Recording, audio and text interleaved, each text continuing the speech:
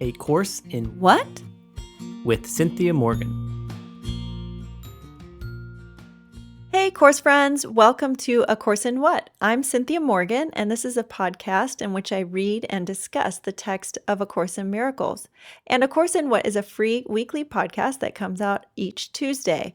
And we are on podcast episode number 41.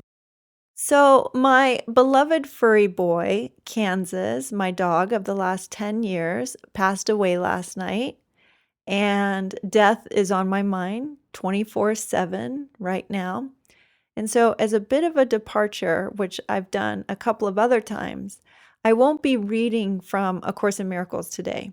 But I thought I would post the chapter on death from my book, You're Already Hypnotized, A Guide to Waking Up, which would be really good for me to listen to right now as well. So I hope that you find something helpful in it. And as for today, I'm just trying to focus on the resurrection and not on the crucifixion. So although we aren't specifically reading about death in the course right now, what else is death but a belief in separation? And that we are reading about. So I hope you enjoy it, and I'll be back to wrap it up at the end of this audio chapter. Chapter 13, Death. There is no death. A Course in Miracles. Death is not the end. We are beginning to understand that life exists outside of the body. Near-death and out-of-body experiences seem to be happening with greater frequency.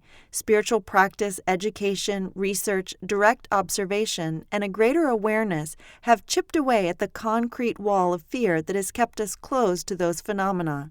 What we are learning through these experiences is that there is no death.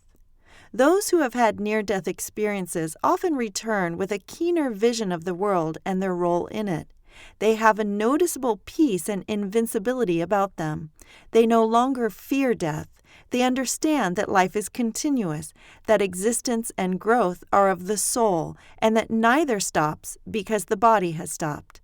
It's as if they've come back with a mission, part of which seems to be to inform the rest of us that we are more than our physical body, that death does not change us. It is simply the next adventure in an eternal life. Death is the ultimate scary program belief. It is the ego's greatest illusion and therefore the trickiest to overcome. The idea of death as finality is a twisted tale sold by the ego, and we buy it. But the hefty price we pay is peace of mind. The ego constantly tells us we are vulnerable and expendable. It's like a cruel game. We get comfortable with our bodies, cultivate relationships and friendships, fall in love, have families, create meaningful work or the perfect lifestyle, and within the blink of an eye, it's all gone. To the ego, death confirms that God is, quote, dead. It's the ego's best weapon in defense of separation. How can God be loving if He takes away those you love and allows children to starve to death and natural disasters to wipe out entire communities? Clearly, you're on your own. Or so the ego says. If this world is accepted as real, what follows is not only a fear of God, but also a repressed anger toward Him, or a complete denial of Him. It's a perfect ego plan. We're so busy being angry at God, even hating Him, or at least being confused by His crazy ways, that we don't ever question the reality of the problem, that the world is an illusion. We think that if there is a God, He must be a part of the world. When atrocities occur, we say, there is no God. It's always one or the other to the ego, and either way, the ego wins. If there is a God, He doesn't really care about us. If there isn't a God, we're alone. It doesn't dawn on us that there could be a God and He doesn't have anything to do with the world. We drag God into this dream and attempt to make sense of Him from a faulty perception, and it never quite adds up. Our considerable investment in death fuels our wildfire of fear. From an early age, we are programmed with terrifying notions of hell, a punishing God, and Judgment Day. We may intellectually know it's bogus, but we can't quite shake the doom. But there's another way to perceive death. When your particular lessons are completed in this lifetime, you will discard your body. That's all death is. It's the liberation from a dense, cumbersome suit that you've been carrying around.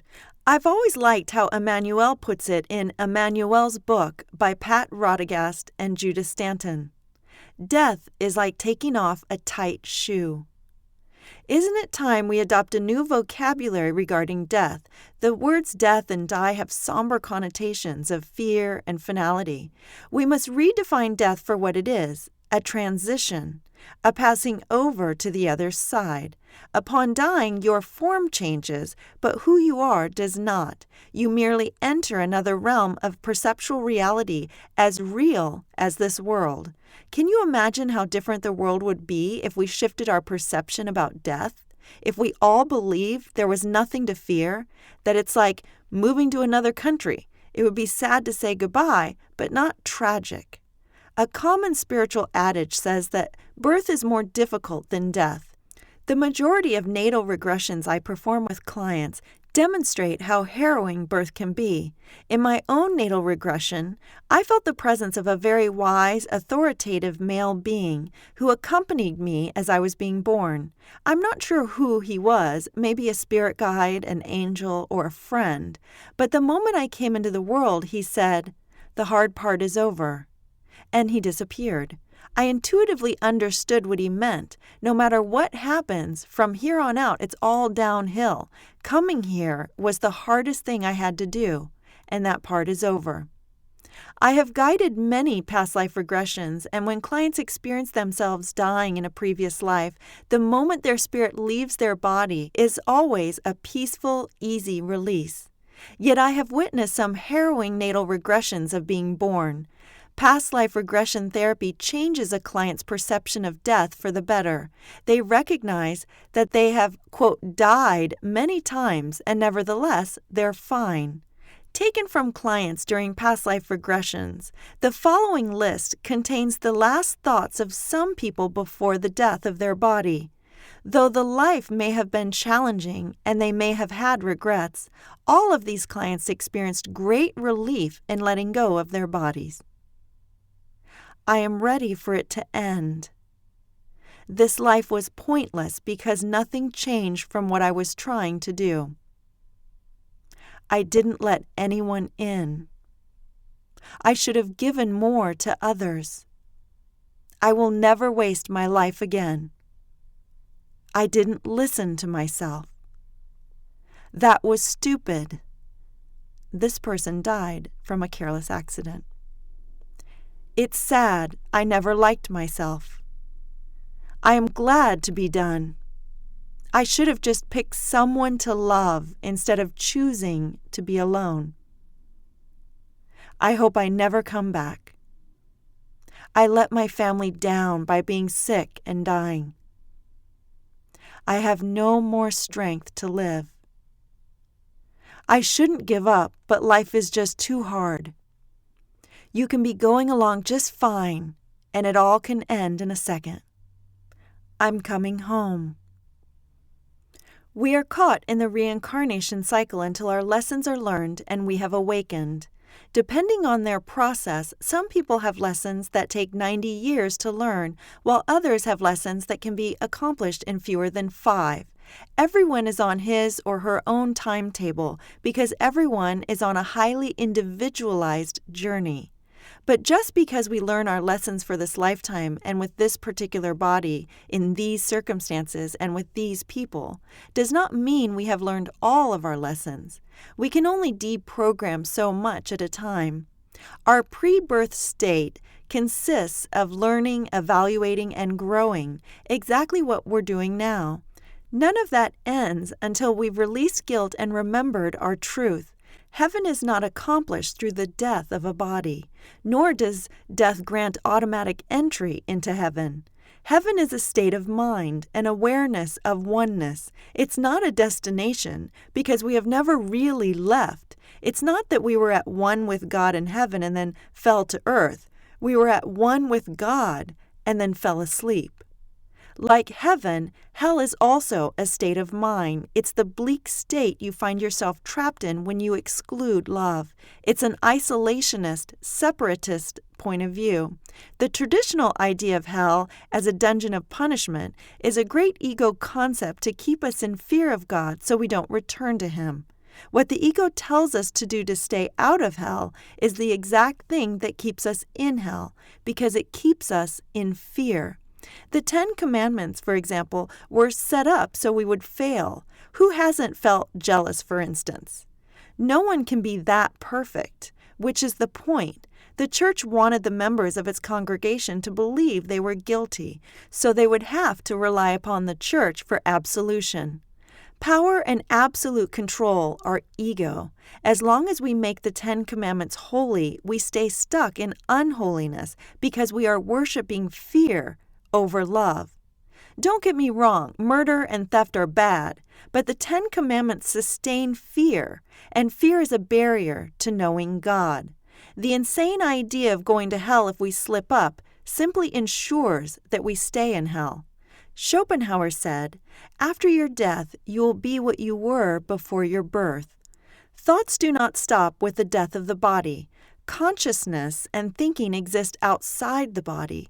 Just as your beliefs affect your experience in this world, they also affect your experience in the afterlife. For instance, Catholics won't find Buddha greeting them, and Buddhists won't see Jesus welcoming them. Your transition might perceptually include angels, spirit guides, Jesus, Mohammed, Buddha, loved ones who transitioned before you or whom you knew from previous lives, or it might be set decorated with pearly gates.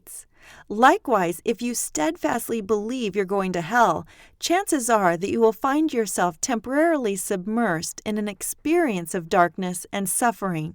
Because you are generating it, your expectations contribute to your reality here, there, anywhere. From your higher self's perspective, your experience is always to lessen fear. And unfortunately, the idea of hell is less fearful for some than a big blast of divine white light. Individual mind is the determiner, but it has limits. I can't change the sky to green and the grass to blue no matter how hard I try to think it's so.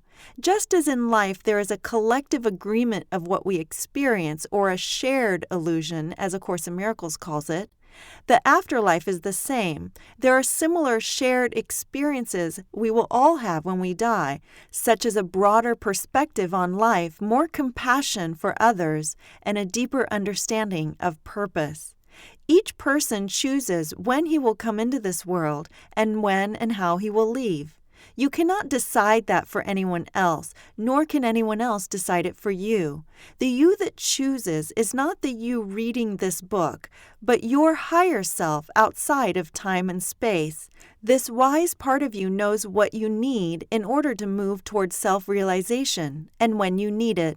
It's hard to believe A Course in Miracles when it says, "No one dies without his own consent." Nothing is coincidental or accidental, but we will not understand this until we wake up from the dream. I once saw a television interview with a woman who was the sole survivor of a car accident in which 3 others died. As she expressed her gratitude to God for saving her life, she spoke as if He was sitting on a cloud, meting out death sentences with a cosmic pointer. God does not assign death. As ego-identified human beings, we take every opportunity to anthropomorphize God, but He doesn't have a roster from which He picks and chooses arrival and departure dates. He isn't strategizing whom He's going to kill today. He doesn't have a split mind. God is love. Death doesn't exist in the mind of God. As the Course tells us, any thought system that confuses God and the body is insane. If, as the woman in the car accident believes, God saved her and rewarded her with life, what does that say about those who died? There is a subtle but dangerous thought that hums, death is punishment. Sure, there's a reason she stayed here while her friends passed over, but it was her higher self's choice and theirs, not God's. And who's to say that she got the better deal? From our limited perspective, we cannot understand why, how, or when people choose to exit. But if we label them victims, we disempower them and ourselves. Enlightened people die of terminal diseases and in other seemingly tragic ways, but it's terrible only if we view it from a suffering mind that's invested in the body and separation. From the perspective of spirit, nothing has happened. They're fine. We cannot judge another's process. For some people, a slower death is helpful to their transition. Although they may not appear to be doing much on a physical level, on a higher level, they may be preparing for their transition by moving between and glimpsing other states of consciousness. Slower departures often placate a dying person's overwhelming fear of change, enabling him and his loved ones to get comfortable with the idea of his impending transition. He may linger for any number of reasons: to facilitate peace, reconcile relationships, find closure, make amends, lessen fear, or review his life. As we approach our departure time, the body appears to slow down. It is a shared experience that we age and slow down. We set it up that way. The body and mind attest to that agreed-upon idea. Senility and Alzheimer's are a form of detaching from the associations of the past, the world, and the body.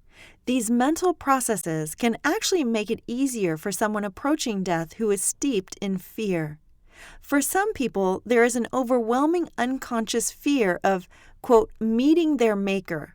A protective part of them would just as soon wipe the memory slate clean and not remember anything that triggers guilt. Forgetfulness then becomes a defense mechanism against God.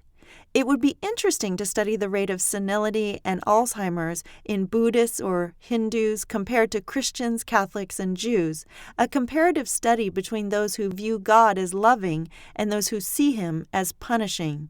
It seems to me that Alzheimer's will be around as long as we fear death. I believe that one of the goals in this human experience is to be awake when we die. In other words, to be present at the moment of our death without fear, so that we can fully experience that transition. It wouldn't surprise me if we continued in the reincarnation cycle until we reach that goal. Meditation and self-hypnosis, I think, are key practices in preparing the mind for this type of death experience.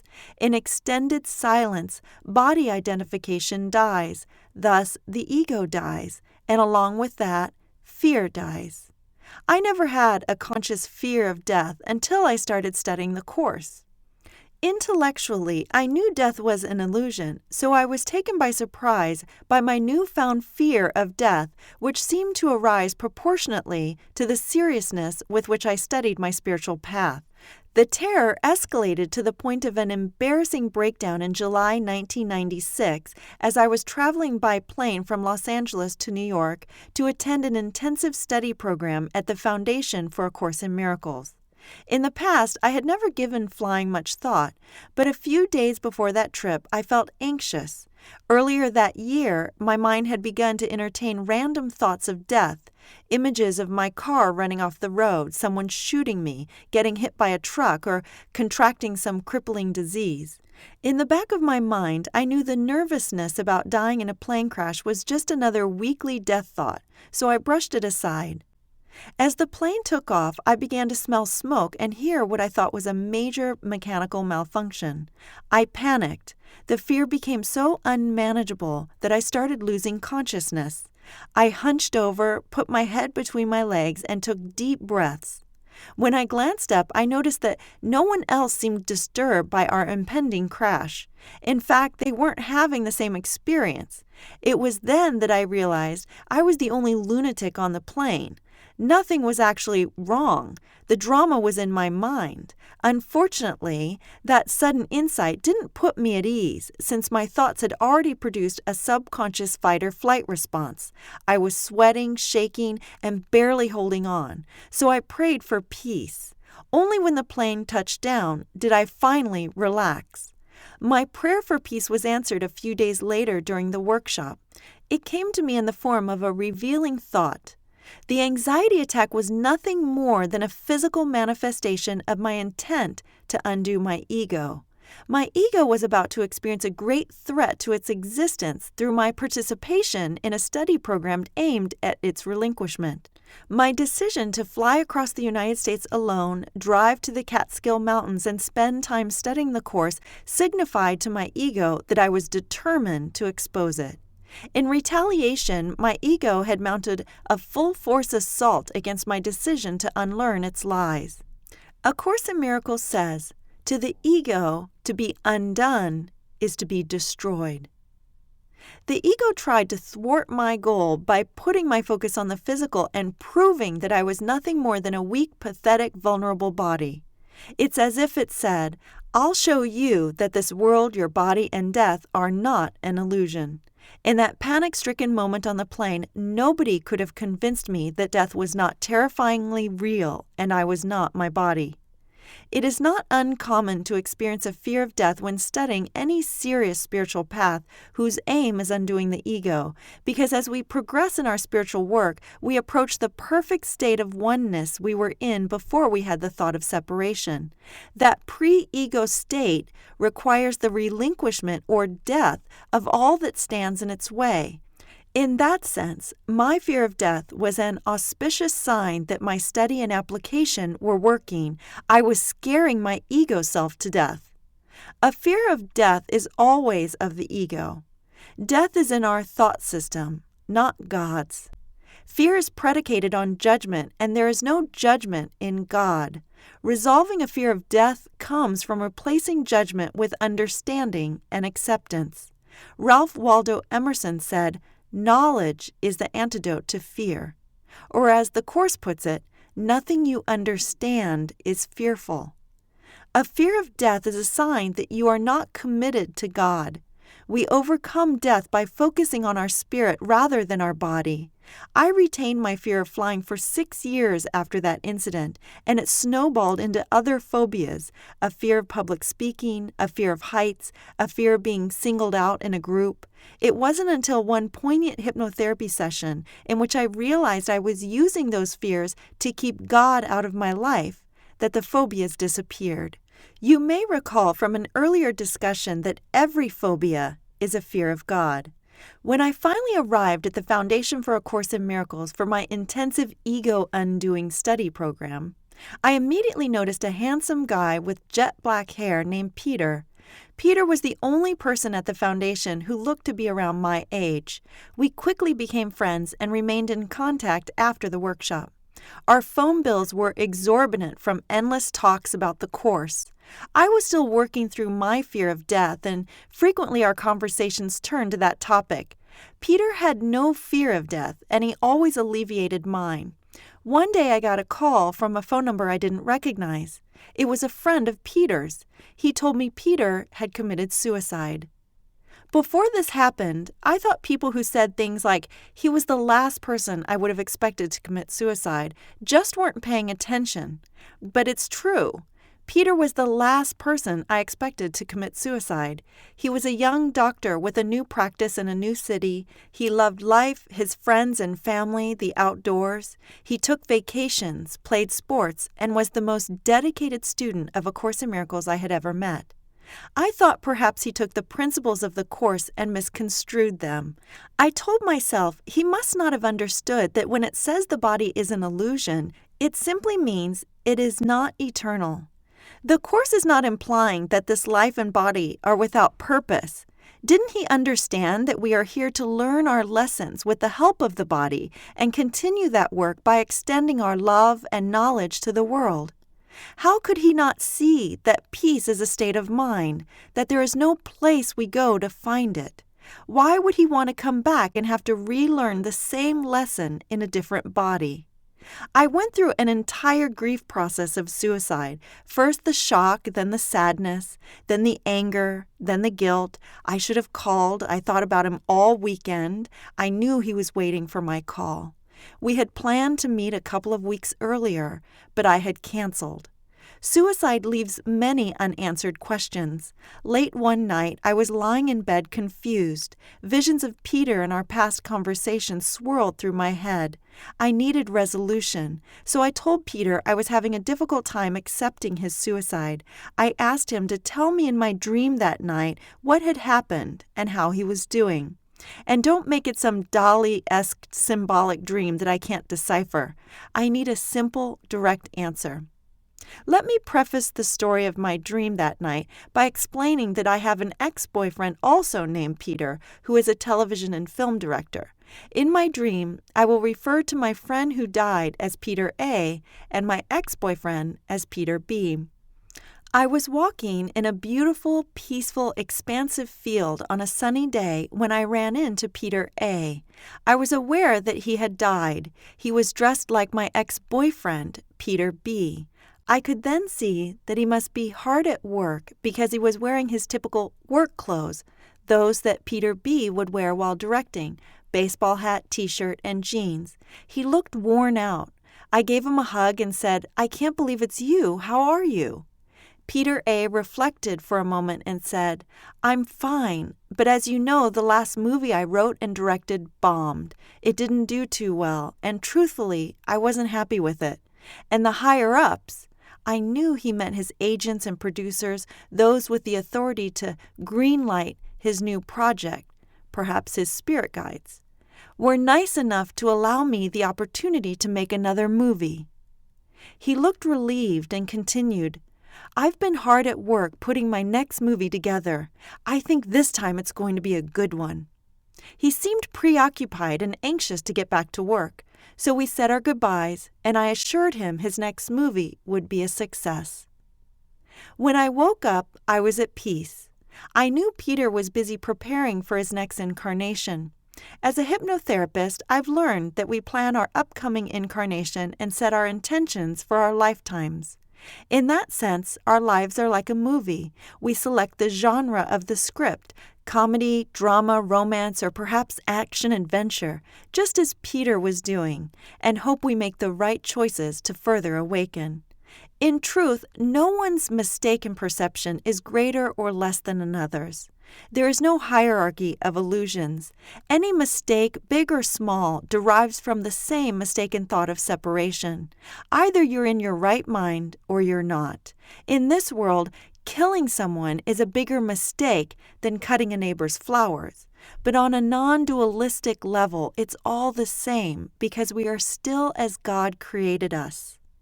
The only mistake in any experience is failing to use it to further awaken. Again, this doesn't mean we don't make mistakes. We do. Every time we think with our wrong mind, we have chosen wrongly. Each time we react with fear, it's a mistaken perception. When we respond from separation, we need to rethink that choice. But any mistake can be a learning tool to bring us to our right mind. I know Peter would say suicide is not the solution to our problems. After all, he was an excellent student of the course and could not have missed the line, "The retreat to death is not the end of conflict." The ego loves a challenged life. When someone kills himself out of fear, the ego believes it has won the battle of the mind. The ego has convinced him that he is a body, that this world is real, and that his problems are greater than God's solution. Suicide becomes the ego's celebratory victory dance in the defeat of God. Someone once told me that students who don't really understand the Course could be led to commit suicide because of the illusory nature of the body and the world of which it speaks. Buddhism, Gnosticism, Hinduism, and quantum physics all describe the illusory nature of physical reality. But if studying any of those sincere thought systems leads to suicide, the student has seriously misunderstood their application. I get it. I used to read the text and, just like Harry, ask myself, what's the point? It's natural to shake your head, throw your hands in the air, and want to give up. But if we keep studying and apply what we learn, we eventually pass that stage and begin to see the meaning of life. We come to understand that the illusion is purposeful in helping us to awaken. The Italian poet Francesco Petrarch said, "If anyone who wanders all day arrives at evening, it is enough." It is enough just to make it through the day. There is reward in simply not giving up. Ultimately, it doesn't matter whether Peter's decision was made with peace. What matters is that I chose to be at peace with his decision. If I didn't make that choice, then I would be continuing to make the illusion real by staying in my wrong mind, where there is no healing, not for me, not for Peter, not for the world. If I held on to the thought that Peter committed a horrendous act, I would not be able to hear my higher self, whose message is forgiveness and acceptance. How would I know my true self if I'm judging Peter? Judgment sits on one side of my mind, healing is on the other. It is disturbing when someone commits suicide because it spurs our hidden mortality issues. We spend our lives struggling to figure out how to avoid death, and then someone takes it upon himself to speed up what we are desperately trying to pretend isn't going to happen. If you know people who have committed suicide, have faith that that act does not define them. What they do has no real effect on who they are. Accept them as God accepts them, without judgment. Ask the Holy Spirit to reinterpret the meaning of their passing. Death is an illusion, but mourning is a process, and that process entails many different steps, levels, emotions, and degrees, depending on where you are on your journey. When a loved one passes over, we are never the same. We notice that the world does not change. People still get up and go to work. The sun continues to shine, the flowers bloom, and life goes on. But somehow we have changed. What we used to find meaningful may now seem meaningless. Our world has shifted, and therein lies the gift, to adjust our perception and reevaluate how we are living and what we are living for. As I look back over the situation involving my own fear of death and meeting Peter, I can see how my inexplicable fears of dying, the panic attack on the plane, the workshop, befriending Peter, his suicide, and making peace with my fear was a cycle in my awakening process, with Peter at the helm as the great teacher about death and ultimately life. Reflect on what another's transition means to you, but bypass wasted time and energy trying to figure out exactly why it happened. As the Course says, the ego analyzes, the Holy Spirit accepts. Your ego will keep you stuck in analysis, ensuring that you never find peace, because you can never fully understand the complexities of life or death. They're bigger than your conscious mind. It would be more helpful to find a hypnotherapist who can facilitate a healed perspective through two-way communication with your loved one. I have clients who have released as much as 30 years of grief in one session. Suffering does not come from the event of death. It comes from our decision to choose the ego as our guide in interpreting the death. Arrogance brings pain. When we think we know best that someone should not have died, it's helpful to remember that we cannot know the bigger picture of existence. How do we know that she is not more at peace? Perhaps she has other important relationships to cultivate or remaining work to be done elsewhere. From the perspective of spirit, death in any form can be an important learning assignment for the one who experiences it and a significant teaching lesson for those touched by it. Our soul agreed to participate in a relationship with that person so that we might transcend our limited reality and wake up. Death is not meant to weaken our faith. It's meant to strengthen our faith. Upon learning that he was being sentenced to death for corrupting the youth, the wise Greek philosopher Socrates said to his grieving friends, "Be of good cheer and say you are burying my body only." Sadness arises from a belief in separation.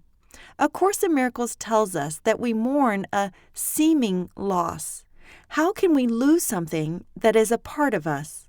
Loss and separation are an illusion. People appear to leave, but it's a round-trip ticket.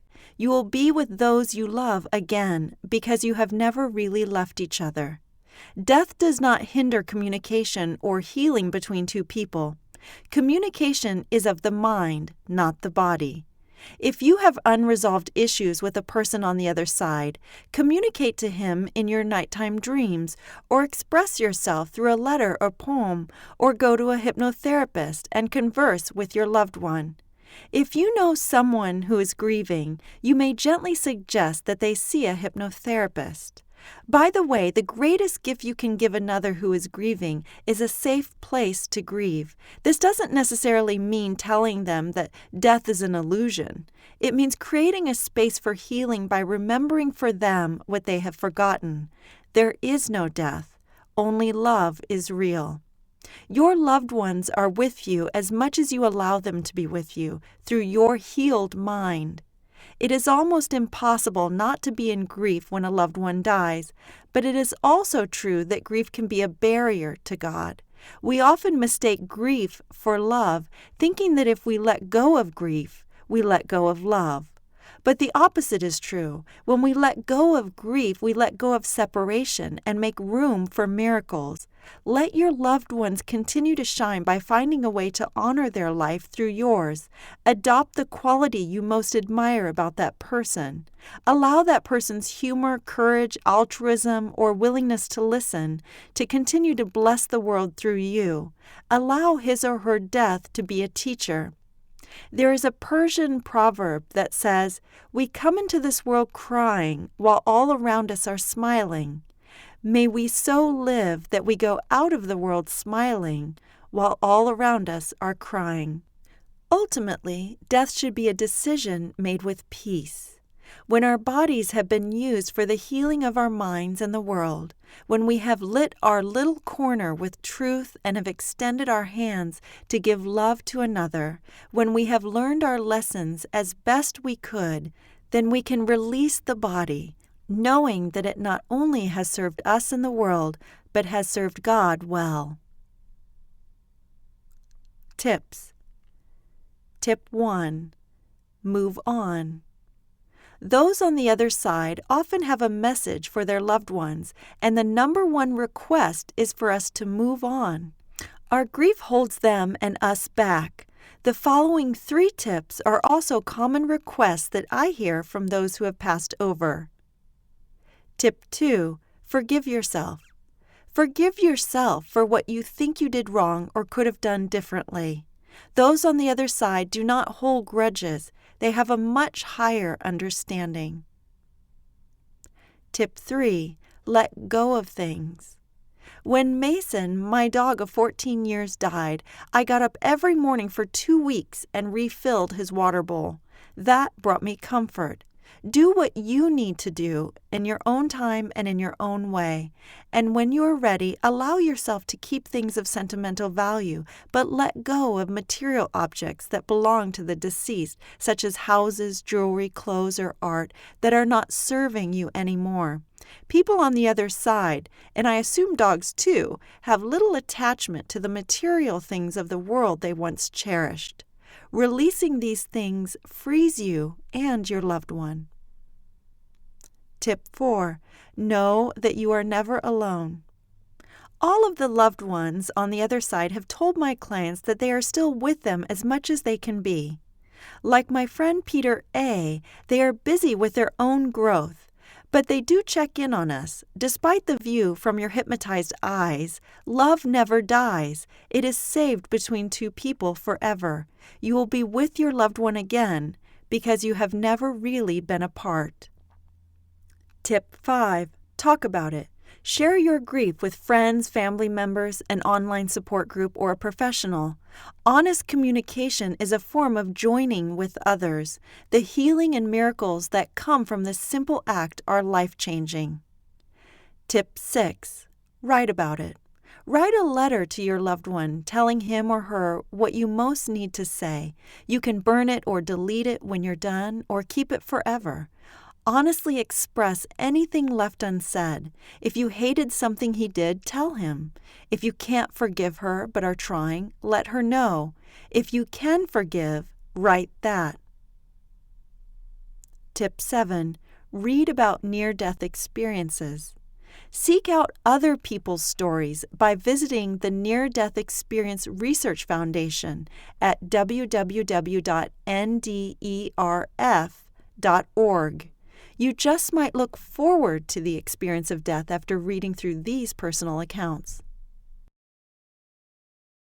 So I hope that was at least interesting to you in some way, or you found a nugget in there that helps you on your journey with the course, or if you've had someone who has passed over. If you'd like to stay in touch with me, I would love that. In fact, I've had a few of you reach out to me in the last week, and that's been really nice. So thank you for that. I've enjoyed communicating with you. And if you're on Facebook, we have a Facebook page just for this podcast at facebook.com/A Course in What. I also have a Facebook page, facebook.com/Cynthia Morgan Hypnotherapy. And you can also go to my website, cynthiamorgan.us, to contact me or find more information. So if you would like to say the summary of A Course in Miracles with me, that would be great. Nothing real can be threatened. Nothing unreal exists. Herein lies the peace of God.